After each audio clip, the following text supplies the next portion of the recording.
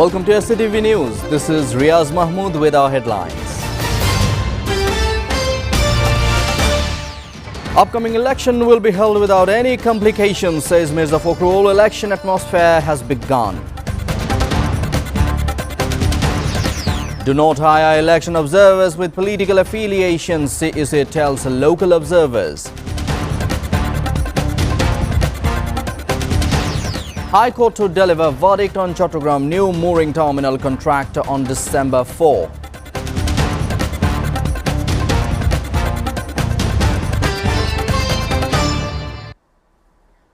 And now in details. BNP Secretary General Mirza Fakhrul Islam Alamgir has said that Bangladesh is progressing on the path of democratic advancement. He also said that the upcoming election will be held without any problems. He noted that the interim government has already announced the tentative election schedule and most political parties have released their lists of candidates, creating a clear election atmosphere. Speaking today at a views exchange meeting with lawyers at the Thakurgaon District Bar Association Auditorium, he also said the law and order situation is now quite favorable. There is no condition that could obstruct the election, added Mr. Fakhrul.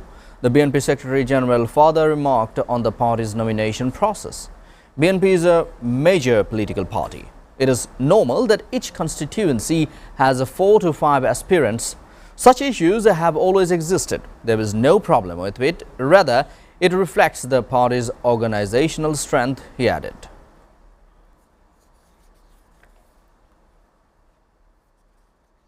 Chief Election Commissioner A.M.M. Nasiruddin today called on local election observation organizations not to appoint any person involved in political or any party, as they are field-level observers to ensure their neutral role in the upcoming national election.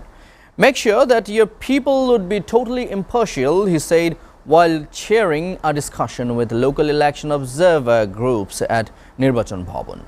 The discussion began this morning as part of the Commission's ongoing dialogue with stakeholders ahead of the next national election, expected to be held in early February 2026. Election Commissioners Abdul Rahman Al-Masood, Tahmid Ahmad, Anwar Islam Sharkar and Abul Fazl Muhammad Sanaullah were present. The CEC said Bangladesh is a highly politically conscious and therefore any observer who becomes politically involved during the election would damage everything. Please check whether those you appoint have any political involvement or have any link and connection with any party. If they have participated in political programs, processions or meetings, please do not appoint them, he said. He also said the Election Commission wants the observers as partners to deliver a fair and credible election to the nation. Pointing at the old observer organizations, the CEC said he does not want to avail them again. The High Court has concluded hearings on a rule challenging the legality of awarding the new mooring container terminals contract at Chattogram Port to a foreign company, with its verdict scheduled for announcement on 4 December. A bench comprising Justice Fatima Najib and Justice Fatima Anwar conducted the hearing today and set the date for the ruling. Earlier on 20 November, the High Court had ordered a temporary suspension of all activities related to the NCT contract pending resolution of a writ petition filed by Mirza Walid Hussain, president of the Bangladesh Young Economists Forum. The petition questions the legality of awarding the contract to a foreign firm. Respondents include the Shipping Secretary, the Chittagong Port Authority Chairman and the Public-Private Partnership Authority CEO. Earlier on July 30, a High Court bench comprising Justice Muhammad Habibul Goni and Justice S.K. Tahsin Ali issued a rule questioning why the contract process should not be declared unlawful. A Dhaka court has fixed December 1 for delivering the verdict in the Anti-Corruption Commission case filed against Sheikh Rehana and 17 others over alleged irregularities in the allocation of a 30-kata Rajuk plot in Purvachal, New Town. Judge Muhammad Rabiul Alam of Dhaka Special Judges Court 4 set the date on Wednesday after hearing the arguments. SEC prosecutor Tariqul Islam confirmed. Meanwhile, the trial in a separate case against Sheikh Rehana's son Radwan Mujib Siddiq and daughter Azmina Siddiq on similar charges is ongoing. Although the court had scheduled the deposition of the investigation officer in Azmina's case for last Sunday, it did not take place. During their proceedings, the only accused currently in custody, suspended Rajuk member Khurshid Alam, who surrendered earlier, was produced before the court. The ACC launched its investigation on December 26, 2024 into plots allocated to Sheikh Hasina and her family members.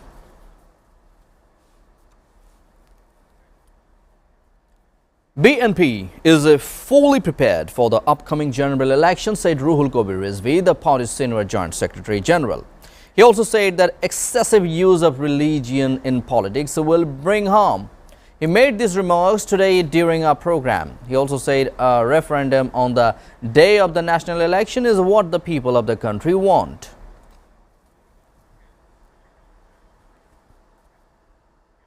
Viewers, we're taking a short break. Stay with us.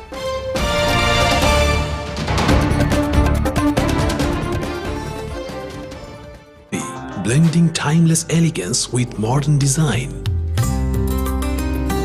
Experience 5-star comfort in suites and rooms. Sophisticated fine dining restaurant. Crystal clear swimming pool for ultimate relaxation. Modern gym and serene spa for well-being. Perfect venue for corporate events, weddings and parties. Seamless and secured. Elegant and eye-catching design. Indulge, relax, discover the first 5-star chain hotels in Bangladesh. Grand Palace Hotel Dhaka, 22 Kakrail, Dhaka, Bangladesh. Welcome to Grand Club at Mirpur 10 Dhaka.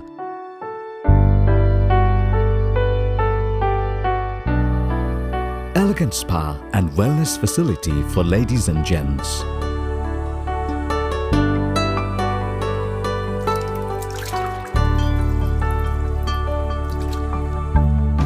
Play pool and snooker in international standard billiard zone.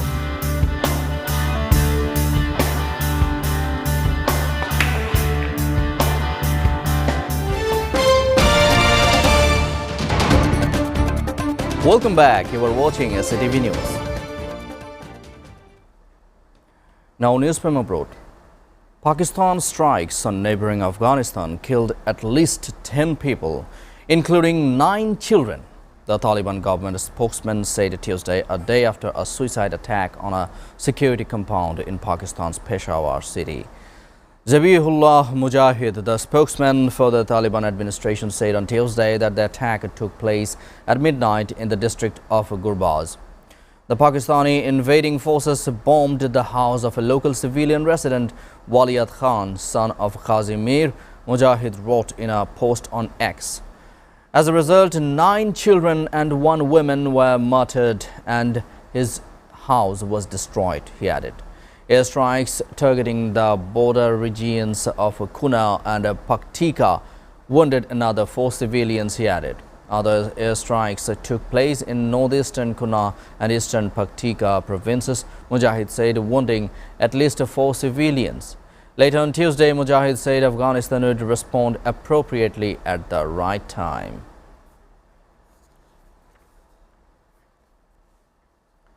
Crowds in Beirut's southern suburbs attended on Monday the funeral of Hezbollah's top military official Haitham Ali Tabatabai and other Hezbollah members who were killed in an Israeli strike on Sunday on the outskirts of the Lebanese capital that came despite a year-long ceasefire.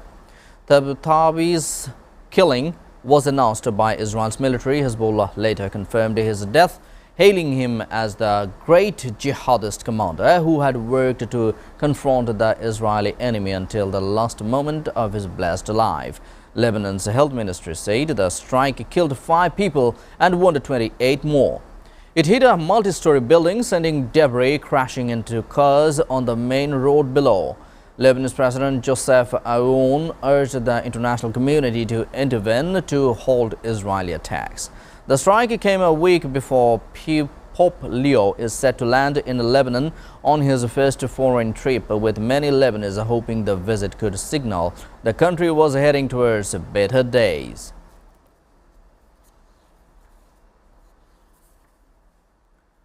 A Russian strike killed 4 people near a warehouse in Kyiv on Tuesday, said the local military administration in a written statement.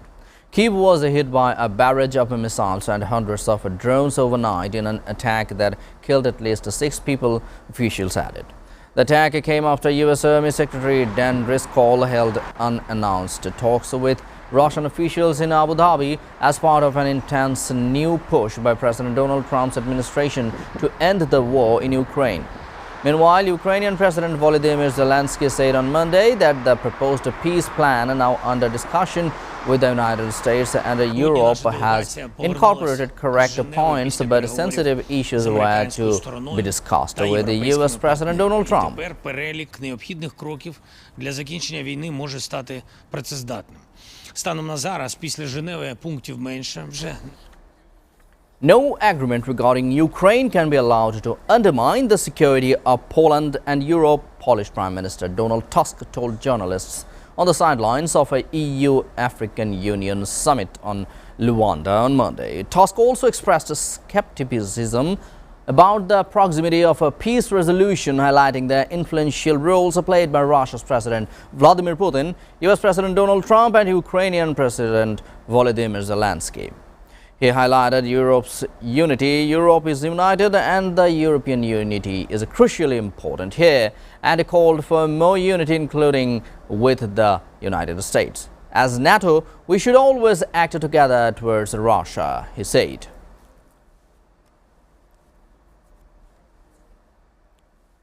The United States and Ukraine have had productive talks on a potential deal to end Russia's war in the country, White House press secretary said on Monday, adding that there remained just a couple of points of disagreement.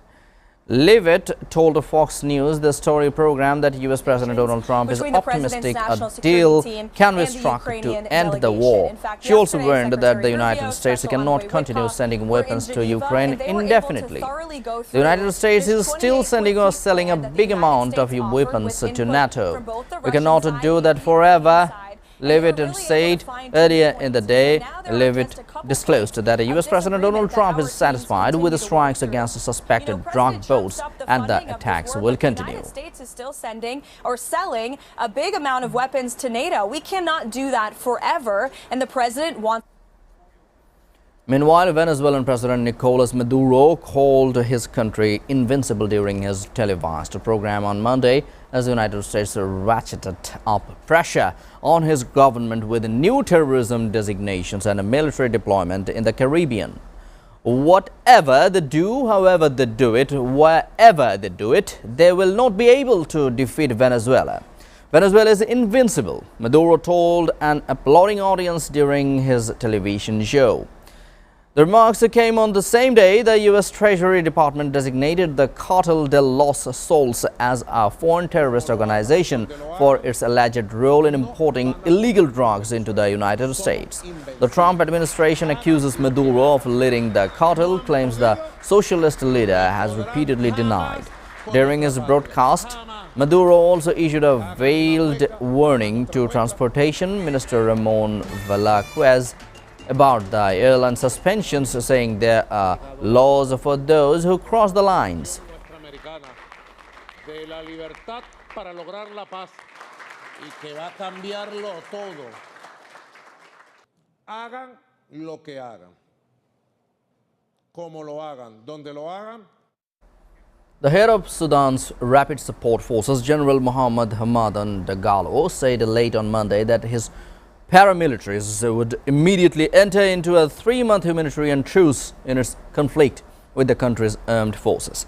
The statement came after US President Donald Trump said last week that he would intervene to seek an end to a war that has plunged the country into famine.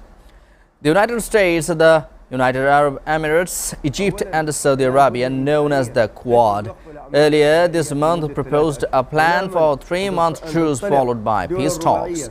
The RSF responded by saying it had accepted the plan, but soon after attacked Army territory with a barrage of drone strikes. Monday's statement appeared to announce a unilateral ceasefire. It came a day after Sudan's army chief rejected the Quad's proposals and criticized the inclusion of the United Arab Emirates, which has been widely accused of arming the RSF as a mediator.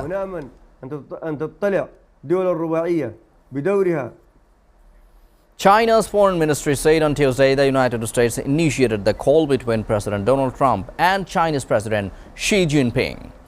The atmosphere of the call was positive, friendly and constructive, ministry spokesperson Mao Ning told a news conference. Trump touted relations with China as extremely strong following the call on Monday with Xi, who told Trump that Taiwan's return to China is a key part of Beijing's vision for the world order.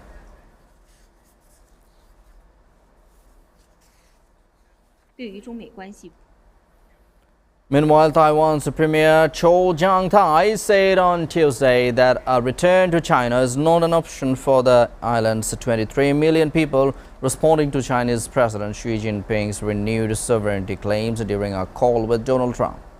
Cho, speaking to the reporters outside Parliament, stressed the Republic of China, Taiwan's formal name, is a fully sovereign and independent country. He added that for the island's 23 million citizens, return is not an option, and this is very clear. Taiwan's democratically elected government strongly rejects China's stance.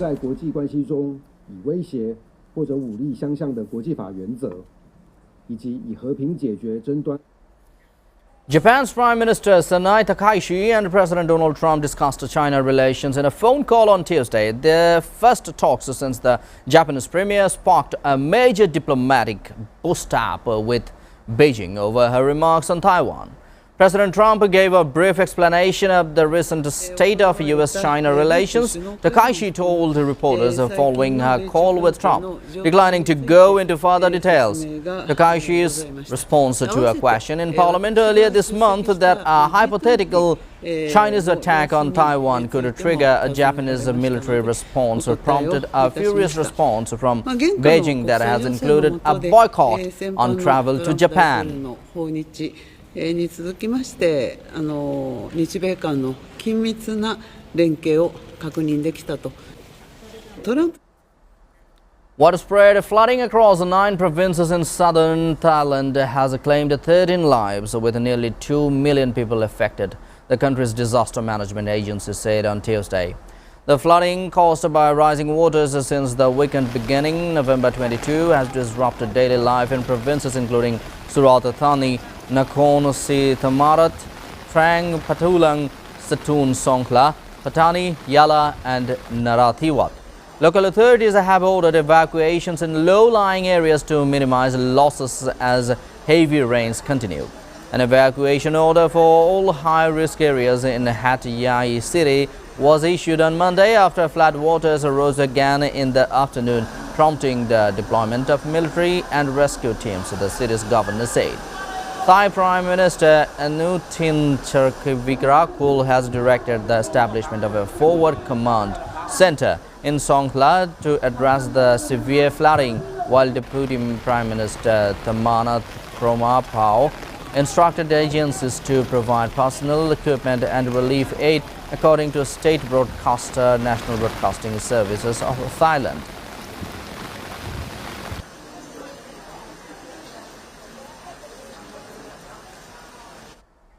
Before ending, we go through the headlines again.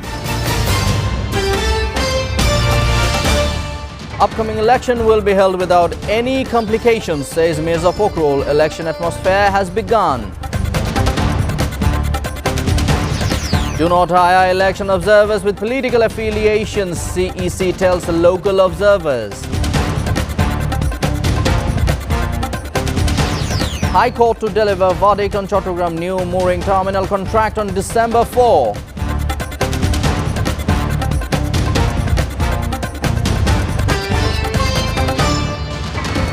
You are updated with our top stories so far here on SATV, and to know the latest news, visit www.satv.tv. Stay with SATV.